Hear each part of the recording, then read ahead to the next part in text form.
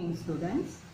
In last video we have seen active and passive immunity, humoral immunity, innate immunity and acquired immunity. Now the next point we are going to see is vaccination and immunization. The vaccination principle is the immune system has memory of the antigen which has entered in our body or the pathogen which has entered in our body. Our immune system remembers that pathogen, and when it comes again into the body, that time it quickly identifies it and gives the immune response very quickly. So memory of immune system are this property is used for vaccination. Now, inactivated pathogen or antigenic proteins, when injected into body of host, antibodies are produced and these antibodies neutralize the pathogen. When we want to give the vaccine, it is in the form of inactivated pathogen, not the live pathogen, but its activity is decreased either by heat killing or exposing to UV radiation, or sometimes not the intact pathogen but certain antigenic proteins of these pathogens are only injected into the body of the host to stimulate the immune system to produce antibodies. And then once these antibodies are produced, these antibodies neutralize the pathogen. Now, these memory cells in our immune system, they have long life. Some of them live for years in our body.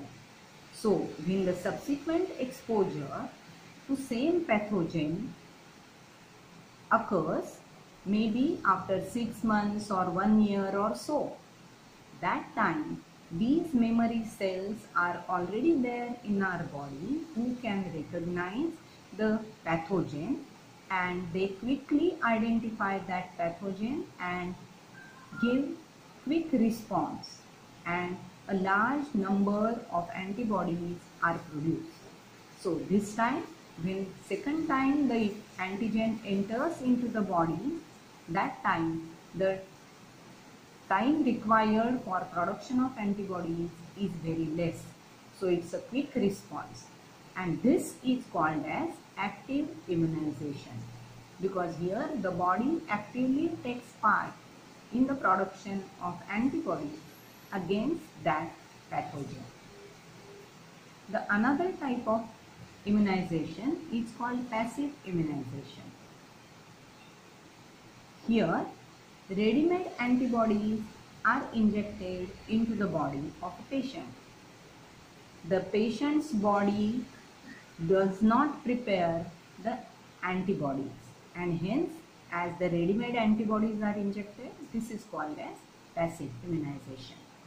Now, when this passive immunization is required, when a person is having the infection with deadly microbes, that time there is quick need for immune response to save the life of that person.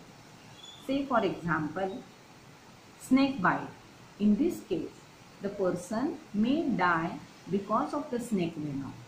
So in this case, the ready-made antibodies against the snake venom are injected immediately into the body of the person, and the life of the person can be saved.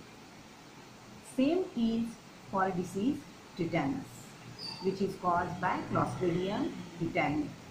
So in this case also, the passive immunization is done to save the life of the person. Next is allergies. Allergy is nothing but the exaggerated response of the immune system to certain antigens present in the environment. This is not a normal immune response. This is higher immune response, that is what it is, exaggerated immune response to certain antigens present in the environment. Some people, we say they are allergic to particular pollen grains or to dust mites. So some people, they show such exaggerated response to presence of certain antigen, allergen into the environment. Now the substances to which such exaggerated response is given are called as allergen, or the substances which cause allergy are called as allergens. Examples are dust mites, pollens, animal dander, etc. Some people have the allergy of dust. So this is because the small dust mites, these are the organisms, they are present in the dust and they cause the allergic response. Pollen grains, seasonal plants are there, they release the pollen grains, and these pollen grains along with the air, when they enter into the respiratory pathway, they cause the allergic response. Animal dander, the thin microscopic scales of the skull of the animal body, that is called as dander. So cat, dog, such pets, they are shedding off this dander, and that also causes allergy. Now the symptoms of allergy: sneezing, watery eyes, running nose, difficulty in breathing, such symptoms are seen. What are the chemicals which are responsible for causing this allergy? In our body, we have a particular type of cells called mast cells. These mast cells, they have receptors on their surfaces. When these receptors bind with the allergen, when it enters into the body, these mast cells, they release histamines and serotonin. These two substances, they cause the allergic response or symptoms. Antibodies produced by the immune system against this allergen, they are of immunoglobulin E type. The treatment given for allergy: antihistamine drugs, adrenaline and steroids can be used to treat the allergy. Type of immunity, it is called as autoimmunity. Principle is ability of immune system to differentiate pathogens from self cells. Our immune system has got ability to differentiate between self and non-self substances. So our own body cells, our own body proteins are considered as self, and generally our immune system does not give any response to these self substances. But on the other hand, when any pathogen enters, it recognizes that pathogen as non-self and mounts the immune response against it. Now there are two corollaries. First one is, all higher vertebrates can distinguish foreign molecules as well as foreign organisms, that is pathogens. That is, the immune system of higher vertebrates is able to distinguish self and non-self substances. Sometimes, due to genetic and other unknown reasons, immune system attacks self cells, and hence the name is autoimmunity. And when such causes any disease, such attacking the self cells causes a disease, that is called as autoimmune disease.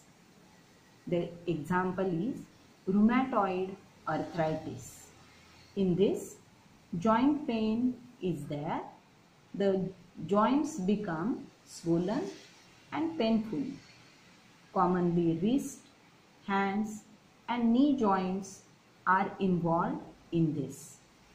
There are more than 80 different autoimmune disorders. Let us see the immune system in our body. This immune system consists of lymphoid organs, tissues, cells and soluble molecules like antibodies. Primary lymphoid organs are bone marrow and thymus.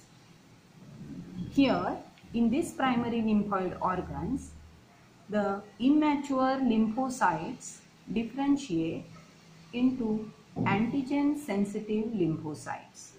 That means here they are coming in contact with the antigen and get sensitized in bone marrow and the thymus. So these are called as primary lymphoid organs. After getting sensitized, these lymphocytes move to the secondary lymphoid organs, namely tonsils, spleen, lymph nodes, Peyer's patches, etc. And in these secondary lymphoid organs, these lymphocytes interact with antigen, then they undergo multiplication and now they become effector cells. So, two major lymphoid organs, primary are bone marrow and thymus, where immature lymphocytes are differentiated, and in secondary lymphoid organs, the lymphocytes interact with antigen and become effector cells. Lymphoid organs and their functions. Bone marrow is the main lymphoid organ. All blood cells, including lymphocytes, are produced in bone marrow. The another one, that is thymus. This is a lobed organ and is located beneath the breastbone. At the time of birth, the size of this thymus is large, and as the growth occurs, this thymus becomes smaller and smaller. That means it reduces in size, and by puberty it becomes very small. Both bone marrow and thymus provide microenvironment for development and maturation of T lymphocytes. So here the special, that is T lymphocytes, get a particular microenvironment and they get matured here. Spleen. It is a large bean-shaped organ. It acts as a filter for blood and traps microorganisms. Lymph nodes. These are the another structures which are small solid structures, and their function is to activate lymphocytes. MALT, or the full form is mucosa associated lymphoid tissue. This is present in the lining of respiratory, digestive and urogenital tract. So this is also important. Like Peyer's patches are also there, which is belonging to this mucosa associated lymphoid tissue. These Peyer's patches, they are present in the small intestine, especially the ileum. In next video, we will see about the two different diseases which are non-communicable diseases like AIDS and cancer.